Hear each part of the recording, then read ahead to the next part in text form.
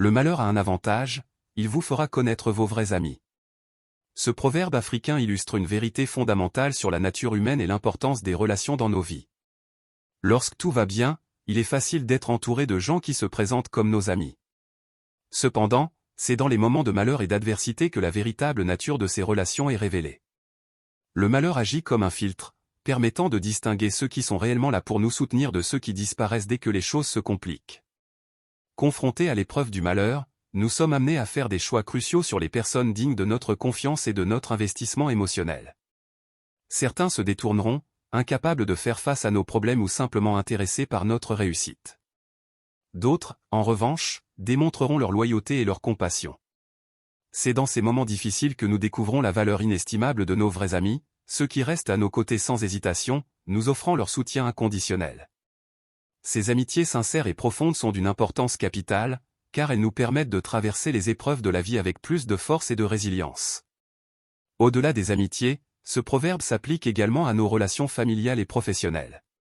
Le malheur révèle la véritable nature de chacun et nous aide à discerner ceux sur qui nous pouvons vraiment compter.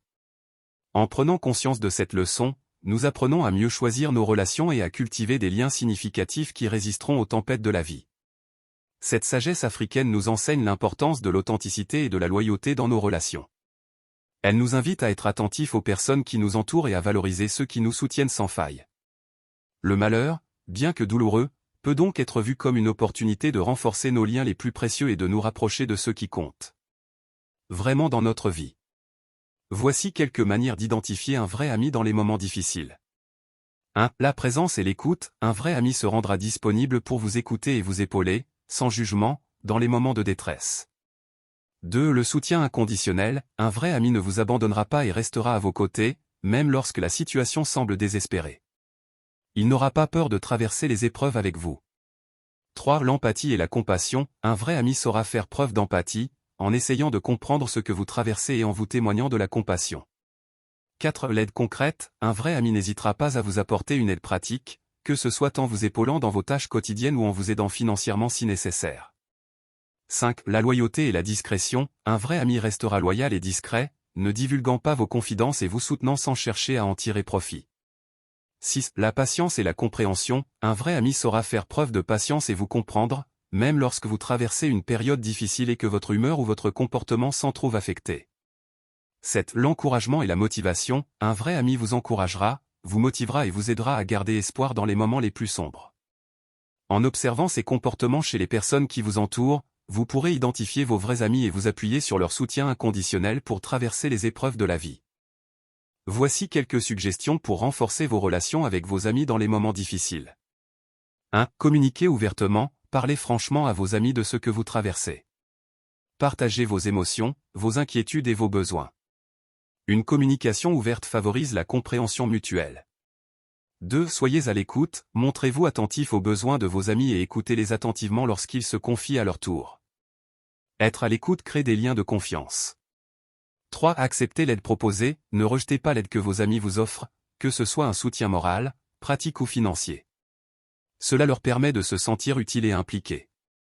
4. Exprimez votre reconnaissance, remerciez vos amis pour leur soutien et leur présence. Cela renforcera le sentiment d'être apprécié et valorisé. 5. Proposez de l'aide en retour, lorsque la situation le permet, montrez-vous disponible pour aider vos amis à votre tour. Cela crée un échange équitable et mutuellement bénéfique. 6. Passez du temps ensemble, malgré les difficultés, et essayez de préserver des moments de partage et de détente avec vos amis. Cela vous permettra de décompresser et de renforcer vos liens. 7. Soyez patient et compréhensif, gardez à l'esprit que vos amis peuvent aussi traverser des périodes difficiles. Faites preuve de compréhension et de patience envers eux. En cultivant ces attitudes, vous montrerez à vos amis que vous les estimez et que vous êtes prêt à investir dans votre relation, même dans les moments éprouvants. Cela contribuera à renforcer des amitiés solides et durables. Voici quelques conseils pour mieux écouter vos amis lorsqu'ils partagent leurs difficultés.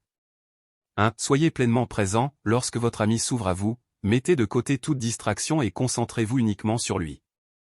Évitez de regarder votre téléphone, d'être occupé à d'autres tâches ou de laisser votre esprit vagabonder. 2. Adoptez une posture d'écoute active, faites face à votre ami, établissez un contact visuel, hochez la tête de temps en temps pour montrer que vous suivez, et utilisez des expressions faciales et corporelles positives pour l'encourager à poursuivre. 3. Posez des questions ouvertes, plutôt que de simplement acquiescer, posez des questions qui encouragent votre ami à s'exprimer davantage, comme comment t'es-tu senti à ce moment-là, qu'est-ce qui t'a le plus inquiété dans cette situation? 4. Reformulez pour vérifier la compréhension, régulièrement, résumez ce que vous avez compris de ses propos pour vous assurer d'avoir bien saisi le sens de ses paroles. Cela montre que vous êtes attentif. 5. Évitez les conseils prématurés, même si vous avez envie de proposer des solutions, laissez d'abord votre ami s'exprimer complètement avant de donner votre avis. Il a besoin de se sentir écouté et compris en premier lieu. 6. Validez ses émotions, montrez à votre ami que vous comprenez ce qu'il ressent en utilisant des phrases comme « Je peux imaginer que ça a dû être très difficile pour toi » ou « C'est normal de se sentir comme ça dans une telle situation ». 7. Assurez-vous de son bien-être, demandez-lui s'il a besoin de quelque chose de particulier de votre part, comme un soutien supplémentaire, du temps ou de l'espace. En adoptant ces attitudes d'écoute empathique, vous renforcerez la confiance de votre ami et l'aiderez à se sentir réellement compris et soutenu. Voici quelques suggestions pour pratiquer l'écoute active dans votre vie quotidienne. 1. Portez attention aux conversations, que ce soit avec votre partenaire, vos amis, votre famille ou vos collègues, concentrez-vous pleinement sur ce qu'ils disent, sans vous laisser distraire par vos pensées ou votre téléphone.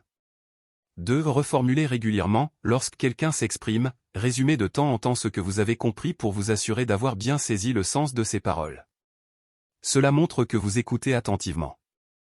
3. Posez des questions ouvertes, plutôt que de simplement acquiescer, posez des questions qui encouragent l'autre à s'exprimer davantage, comme « Qu'est-ce qui t'a amené à penser cela » ou « Peux-tu m'en dire plus sur ce que tu as ressenti ?» 4. Adoptez une posture d'écoute, faites face à la personne, établissez un contact visuel, hochez la tête et utilisez des expressions faciales et corporelles positives pour montrer que vous suivez. 5. Éliminez les distractions, lorsque vous écoutez quelqu'un, et évitez de regarder votre téléphone, d'être occupé à d'autres tâches ou de laisser votre esprit vagabonder. 6. Validez les émotions, montrez à l'autre que vous comprenez ce qu'il ressent en utilisant des phrases comme « Je peux imaginer que ça a dû être difficile pour toi » ou « C'est normal de se sentir comme ça ». 7. Soyez patient et attentif, laissez à l'autre le temps de s'exprimer complètement, sans l'interrompre ou le presser. Soyez à l'écoute de ses besoins et de son rythme.